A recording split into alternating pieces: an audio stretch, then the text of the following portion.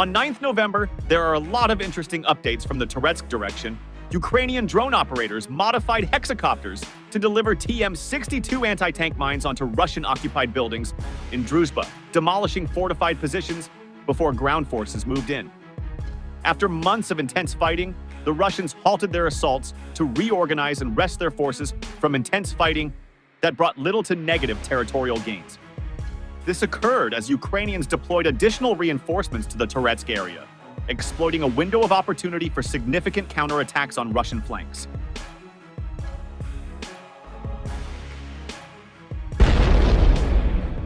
Earlier, Russian forces lost key positions in Toretsk's central high-rise area, prompting them to hold offensive actions and shift their focus to defense. However, the Russian command struggled to establish a defensive line in time as their troops needed to regroup and recover before resuming operations. This situation compelled the Russian command to prioritize deploying the remaining combat-ready forces to the most intense battle zones, specifically to our central high-rises and the Zala district to the south.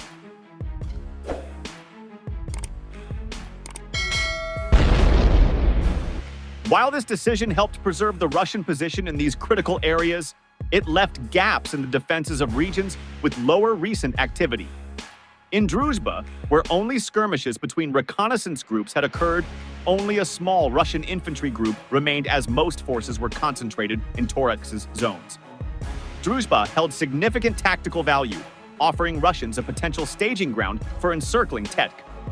The dense tree lines near an elevated railway embankment provide an effective route to bypass Ukrainian defenses and threaten a semi-encirclement from the north.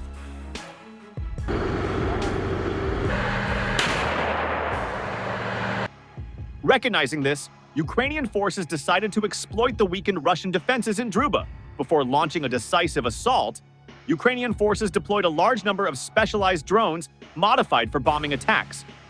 Combat footage shows Ukrainian drone operators using heavy hexacopters to drop TM-62 anti-tank mines on Russian positions in Druzhba. These mines, carried by hexacopters, proved highly effective for destroying fortified positions, such as houses used by Russian troops.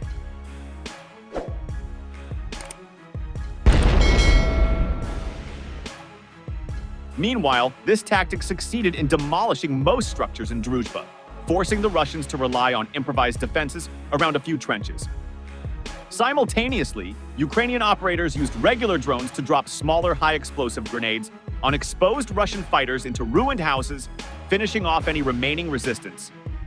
These coordinated strikes overwhelmed the unprepared Russian garrison, inflicting severe losses. With Russian positions severely weakened, Ukrainian forces launched a night assault to retake the northern part of Druzhba.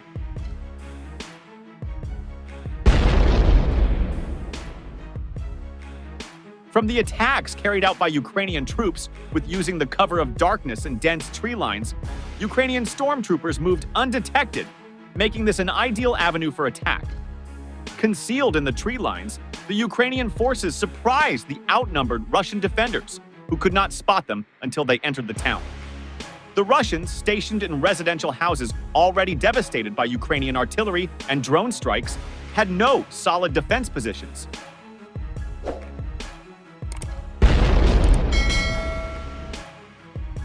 Under the intensity of the Ukrainian counterattack and with insufficient defenses, Russian forces were forced to withdraw. This allowed the Ukrainians to successfully recapture the northern part of Druzhba, creating a new axis of advance to strain Russian reserves further.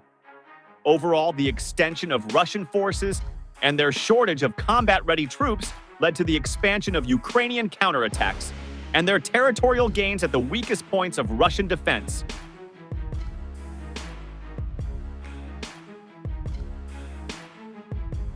These Ukrainian gains forced the Russians to deploy additional reserves to this section of the front, further stretching their defense.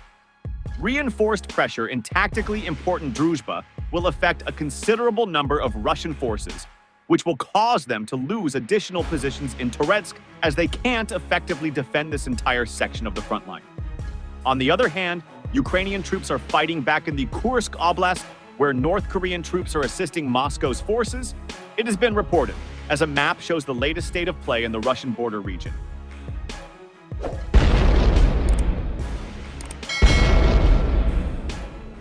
Ukraine made swift gains when it staged its surprise incursion into the region on August 6th, overrunning weakly defended Russian positions and taking the city of Sudzha and other territory, while Vladimir Putin's forces were slow to respond. However, Kyiv's forces advanced on the northwest edge of the salient. On Friday, the Institute for the Study of War, EMISW, said in its latest update, noting geolocated footage which showed their push to a windbreak in the north of the town of Novoye Ivanovka, where fighting is particularly intense.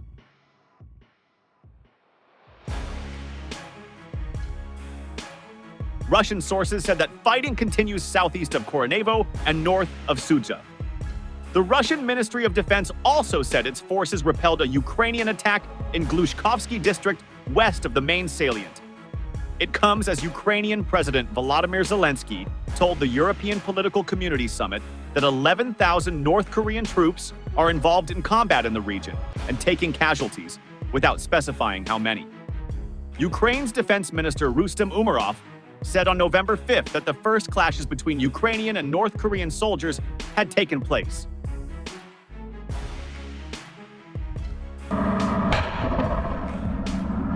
Citing senior U.S. and Ukrainian officials, the New York Times had earlier reported that North Korean troops had been killed in a limited engagement with Russian and Ukrainian forces. The presence of a third country in the war started by Putin has sparked international alarm, although there are doubts about the quality and training of the North Korean troops, who are reinforcing lines in Kursk while Russia's most experienced units continue advancing in Ukraine's east.